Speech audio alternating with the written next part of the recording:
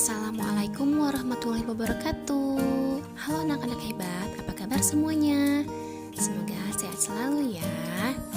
Untuk mengawali pembelajaran hari ini, mari kita berdoa terlebih dahulu menurut keyakinan dan kepercayaan masing-masing. Berdoa dimulai. Berdoa selesai. Baik teman-teman, untuk pembelajaran hari ini kita akan belajar IPA. Materi yang akan kita pelajari hari ini adalah tentang perambatan bunyi dan indera pendengaran. Sudah siap belajar semua? Sudah ya? Baik. Bunyi yang berasal dari sumber bunyi sampai kepada pendengar dengan cara merambat. Bagaimana cara merambatnya? Nanti kita pelajari ya. Nah, bagaimana bunyi tersebut bisa sampai ke telinga kita? Bagaimana ya? Kita akan pelajari juga hari ini. Perhatikan percobaan-percobaan berikut ini. Ada percobaan pertama. Tujuannya adalah untuk mengidentifikasi sifat bunyi yang merambat melalui udara. Alat dan bahan yang kita perlukan adalah selang plastik sepanjang 2 meter atau lebih ya. Langkah kerjanya cukup mudah. Ini ada gambarnya seperti ini. Nah, pegang salah satu ujung selang dan minta temanmu untuk memegang ujung lainnya. Kemudian dekatkan ujung selang ke telinga. Minta temanmu berbicara melalui ujung selang yang ia pegang. Dengarkan dan catat apa yang ia sampaikan. Berikan hasilnya kepada temanmu untuk diperiksa. Nah, teman-teman, pada percobaan ini getaran bunyi merambat melalui udara. Suara yang masuk melalui lubang selang membuat udara bergetar, sehingga suara dapat terdengar sampai ke ujung selang ya. Ini percobaan pertama. Baik, kita lanjut ke percobaan yang kedua ya. Percobaan kedua. Tujuannya adalah untuk menyelidiki perambatan bunyi. Alat dan bahan yang kita perlukan hanya meja saja ya. Langkah kerjanya seperti ini. Duduklah di depan sebuah meja, menunduk dan tempelkan salah satu telingamu di atas meja. Ketuk jarimu dengan lembut di permukaan meja yang berjarak sekitar 30 cm dari telinga. Nah, apakah kamu bisa mendengar suara ketukan jarimu?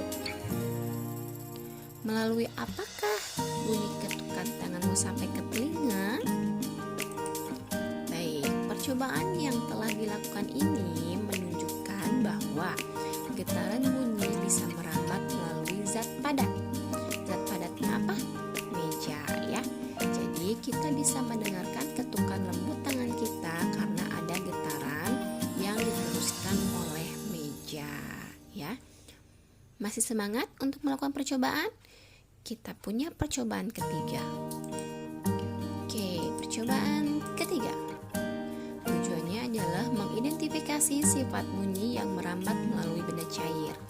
Alat dan bahan yang kita perlukan yaitu adalah ember besar, air, batu koral, corong kecil. Langkah kerjanya, isi ember dengan air hingga penuh. Masukkan corong ke dalam ember hingga bagian bawahnya terendam. Usahakan corong tidak menempel pada ember. Ketuklah salah satu sisi ember dengan menggunakan batu secara perlahan. Sementara itu, dekatkan telingamu pada bagian atas corong. Dengarkan dan catat hasilnya. Nah, pada percobaan ini menunjukkan bahwa getaran bunyi bisa merambat melalui zat cair. Kita bisa mendengarkan bunyi ketukan batu karena getaran berpindah melalui air. Seperti itu teman-teman. Nah, kesimpulan dari percobaan yang sudah kita pelajari tadi yaitu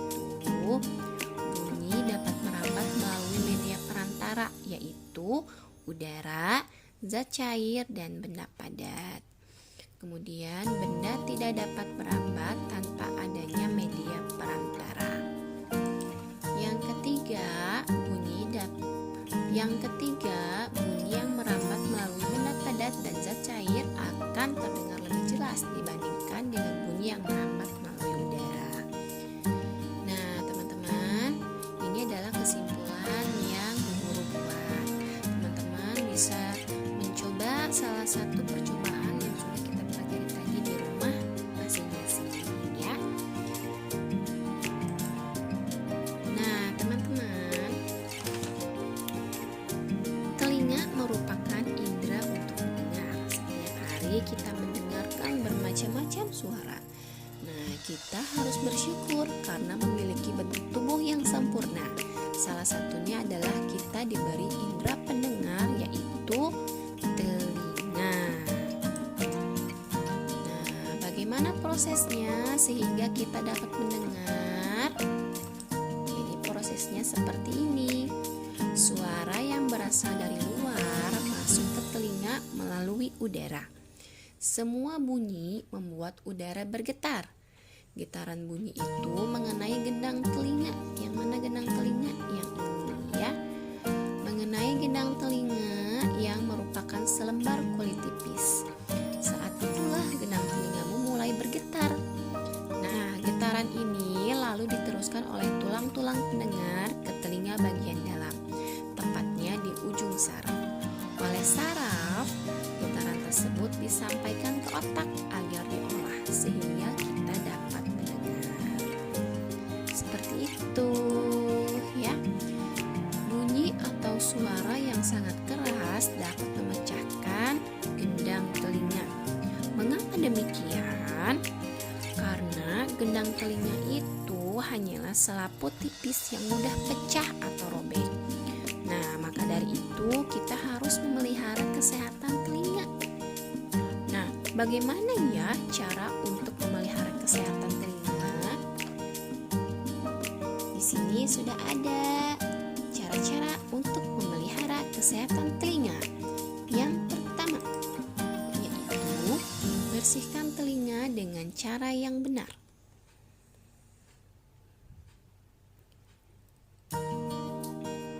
Kemudian, lindungi telingamu dari suara yang keras. Yang ketiga, jaga telingamu agar tetap kering. Dan yang keempat, lakukan pemeriksaan telinga rutin ke dokter ya. Alhamdulillahirrabbilalamin, materi kita hari ini telah selesai. Terima kasih telah menyimak pembelajaran dari Ibu. Wassalamualaikum warahmatullahi wabarakatuh.